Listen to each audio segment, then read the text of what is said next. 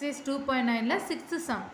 Rekha has 15 square color papers of sizes 10 cm, 11 cm, 12 cm, etc. 24 cm. How much area can be decorated with these color papers?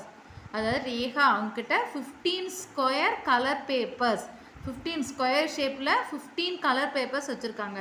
அது ஓரோ சைஸும் ஓரோ இதில் இருக்குது. ஒரு size வந்து 10, 11 அப்படி. அதான் ஸ்கொயர்னு எனக்கு 4 சைட்ஸ் ஆர் ஈக்குவல் தானே. அப்போ 10 சென்டிமீட்டரில் ஒரு ஸ்கொயர் பேப்பர், 11 சென்டிமீட்டரில் ஒரு ஸ்கொயர் பேப்பர், 12 சென்டிமீட்டரில் ஒரு ஸ்கொயர் பேப்பர், அப்படியே 24 சென்டிமீட்டரில் ஒரு ஸ்கொயர் பேப்பர், அப்படியே 15 ஸ்கொயர் கலர் பேப்பர் வச்சுருக்காங்க.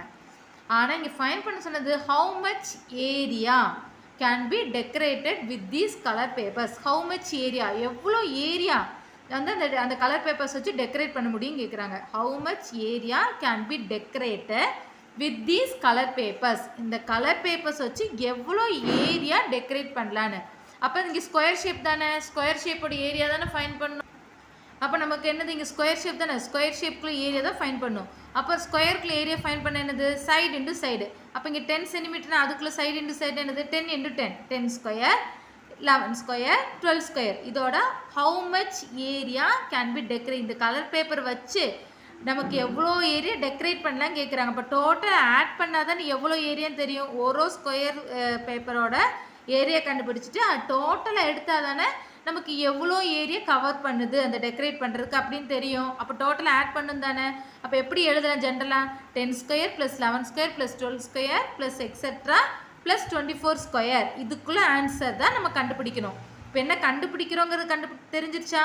நமக்கு 15 ஸ்கொயர் கலர் பேப்பர் இருக்காமா, ஓரோ கலர் பேப்பரோட சைஸஸ் கொடுத்துட்டாங்க. அதுக்குள்ளே ஏரியா தான் எவ்வளோ கேட்டிருக்காங்க. ஏன்னா how much area can be decorated with this, இந்த கலர் பேப்பர் வச்சு எவ்வளோ ஏரியா டெக்கரேட் பண்ணலாம். அப்போ எல்லாத்தையும் ஆட் பண்ண, எல்லா ஸ்கொயர் பேப்பரோட ஏரியா கண்டுபிடிச்சி ஆட் பண்ணால் தான் ஆன்சர் கிடைக்கும். அப்போ ஸ்கொயர்னா 10 square plus 11 square plus etcetera plus 24 square. இதுக்குள்ளே சம் தான் கண்டுபிடிக்கணும். இதுமாதிரி சம் நம்ம ஃபஸ்ட்டு கொஸ்டின்லேயே செஞ்சுருக்கோம். ஃபஸ்ட்டு சம் இருக்கலாம்ல, 7 சப்டிவிஷன் இருந்துச்சு பார்த்தீங்களா, அதுலேயே இது மாதிரி சம் செஞ்சுருக்கோம். 10 square plus 11 square plus 12 square plus etcetera 24 ஸ்கொயருக்கு ஆன்சர் தான் கண்டுபிடிக்கணும். நமக்கு ஃபார்முலா படி வரையில் ஃபஸ்ட்டு 1 ஸ்கொயர் 1லேருந்து வரதுக்கு தான் ஃபார்முலா இருக்குது. அதான் என்னது 1 square plus 2 square plus 3 square plus etcetera plus n square. அது கண்டுபிடிக்கிறதுக்கு என்ன ஃபார்முலா,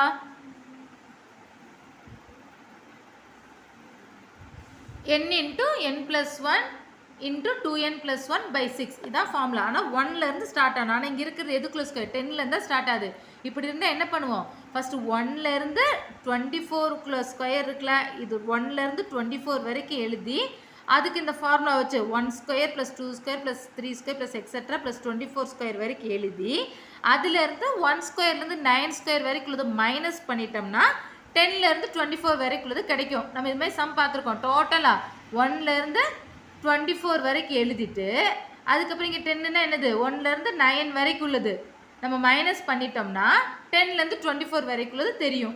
அது நம்ம சம் செஞ்சுருக்கோம்ல, அதான் இங்கே பண்ண போகிறோம். இப்போ 10 square plus 11 square plus 12 square plus 24 square equal to அது எப்படி எழுதலாம், 1 ஸ்கொயர் 1லேருந்து எழுதுனா ஃபார்முலா 1லேருந்து இருக்க எழுத நமக்கு கிடைக்கும். அதனால தான் 1 square plus 2 square plus 3 square plus 24 square 1லேருந்து 24 வரைக்கும் ஃபுல்லாக எழுதிட்டு அதுலேருந்து 1லேருந்து 9 வரைக்கும் மைனஸ் பண்ணிட்டா போதும். ஏன்னா அதுவும் 1லேருந்து ஸ்டார்ட் ஆகுமா, அப்போ தான் ஃபார்முலா எழுத முடியும். அதனால தான் அப்போ 1 square plus 2 square plus etcetera plus 24 square minus 1 square plus 2 square plus etcetera plus 9 square.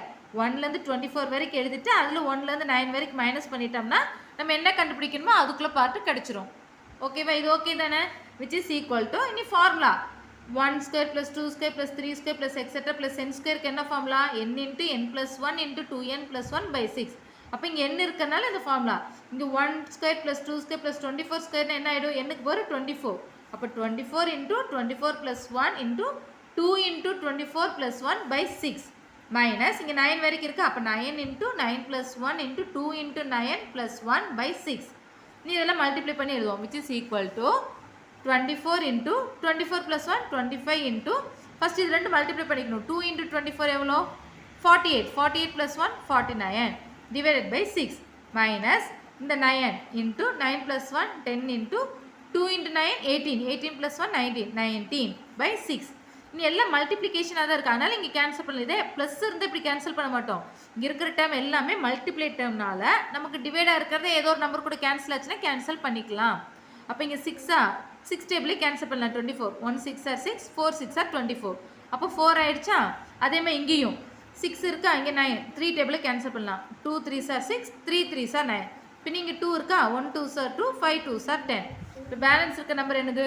4 into 25 into 49. எனக்கு கீழே பை 1 வந்துருச்சு, வேண்டாம். Minus 3 into 5 into 19. இப்போ இது 3 டேர்ம் மல்டிப்ளை பண்ணல 4900 மைனஸ் இது 3 மல்டிப்ளை பண்ணல 285. அடுத்து இது 2 மைனஸ் பண்ணல 4615 கிடைக்குது. அப்போ இதோட ஸ்டாப் பண்ணிடக்கூடாது. இது மைனஸ் பண்ணி கிடச்சிருச்சு. இது வந்துட்டு என்னது? ரெக்வயர்டு ஏரியா தான் கேட்டிருக்காங்க. எவ்வளோ ஏரியா தேவைப்பட்டு தான் கேட்டிருக்காங்க. ஏரியாங்கும் போது நமக்கு சென்டிமீட்டர் ஸ்கொயர், ஏன்னா இங்கே என்ன யூனிட் இருக்கோ அதுக்கு ஸ்கொயர் வச்சு நம்ம ஃபார்முலா எழுதணும். அது தெரியும்ல? இப்போ நம்ம கடைசியாக எழுதணும். therefore the required area equal to 4615 centimetre square. சாதாரண இதோட முடிச்சிடும். இங்கே ஏரியான்னு கேட்டனால நம்ம சென்டிமீட்டர் ஸ்கொயருங்கிறது எழுதுகிறோம். இது மாதிரி சம் செஞ்சுருக்கோம். இப்படி ஏரியா கேட்டதில்லை, இதோட முடிச்சிருப்போம். இங்கே ஏரியாங்கிற வேர்டு ஹவு மச் ஏரியான்னு தான் ஃபைன் பண்ணுறோம். அதனால அந்த யூனிட் வந்து எழுதணும் கண்டிப்பாக. மீட்டர்னா மீட்டர் ஸ்கொயர் எழுதுவோம், சென்டிமீட்டர்னா சென்டிமீட்டர் ஸ்கொயர் எழுதுவோம். இங்கே கொஸ்டினில் 10 சென்டிமீட்டர் 11 சென்டிமீட்டர் தான் கொடுத்துருந்தாங்க. அதனால கிடைச்ச ஆன்சர் கூட therefore the required area equal to 4615 centimetre square அப்படின்னு எழுதியிருக்கோம். ஓகேவா? இது ரொம்ப இம்பார்ட்டண்டான சம், சிம்பிள் சம்.